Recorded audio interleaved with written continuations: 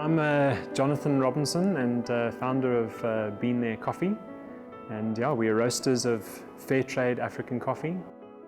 Coffee is something that I've loved since I was a kid. My grandmother introduced me to coffee when I was about, I don't know, 12 or 13. She said to me, "Jonathan, if you can taste coffee without sugar, you will taste all the amazing aromas and flavors and your life will be transformed. And yeah, you'll never be the same again." And I guess she was right. So I started to develop this love for coffee when I was in my teenage years. And then I suppose in terms of turning it into a career, I started off my life in IT. And then when the dot-com crash came, I took the year off after that, 2002, and traveled and did a road trip through the US and Canada, about 27,000 Ks.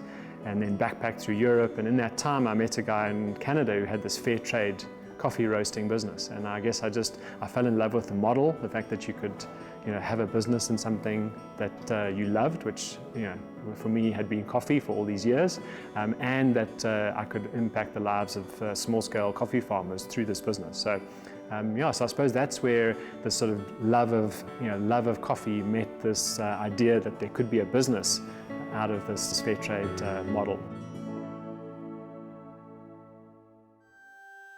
In terms of getting started, it was quite interesting. I sort of knew that the time was right to just give it a go. It was sort of a now or never situation, and started in my garage. And I connected with a guy in the UK called Phil Schluter, and he was able to connect me with some guys in Ethiopia. And so I set off to Ethiopia as my first sort of trip back in the end of sort of 2004. Arrived there with sort of a backpack and 10 days to drift around and find coffee. That's been my sort of model sort of for the next 15 years. And when I'm looking for a coffee to sort of add to the Been There sort of portfolio, we look for a community that we can work with that produces amazing coffee, and then I'll get samples of those coffees and we'll cup them and taste them and then decide, and then I'll travel and meet the producers and sort of begin the establishment of our sort of relationships from there. Our whole model is about establishing long-term, ongoing, relationships, so that it's not just about us paying people fairly for the coffee. That's a key part, but we want to see that our fair payments and our involvement has some sort of impact over a long term, and you can only do that if you are committed to a particular area. But it's also been exceptionally important for us that we find coffee that is amazing. And if you look at our coffees, we have coffee from Ethiopia, Kenya, Tanzania, Rwanda, Burundi, and the DRC. A couple of those, so our Ethiopian and Rwandan, have the fair trade flow mark on them, which indicates that they are certified through the fair trade system. We just believe in taking that whole model a bit further and saying that it's not good enough for us just to do that. We want direct relationships with these producers ourselves. It also helps us to have extra accountability.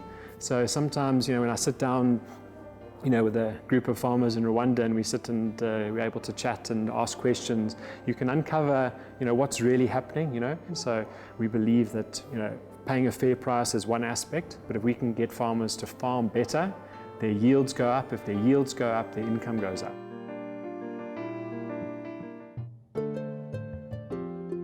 There's so many steps in that process to produce that sort of final product, and so I think there's the art in roasting, which is something that we do by hand. We have these beautiful old sort of German Probat roasters. Our roaster that we produce most of our coffee in is from the 1950s.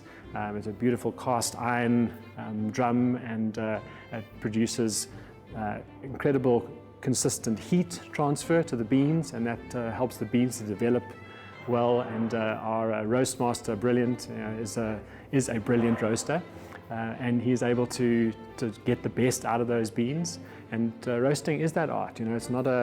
It's something that changes during the season. So as the green coffee, which we get, sort of ages and dries out a little bit, or as the environmental temperature changes, you're constantly having to adjust to make sure that you get out of the best out of the beans. And we have this concept which we call optimal roasting, which is really our take on how to roast, which is basically a point in the process of roasting that brings out the best in that bean.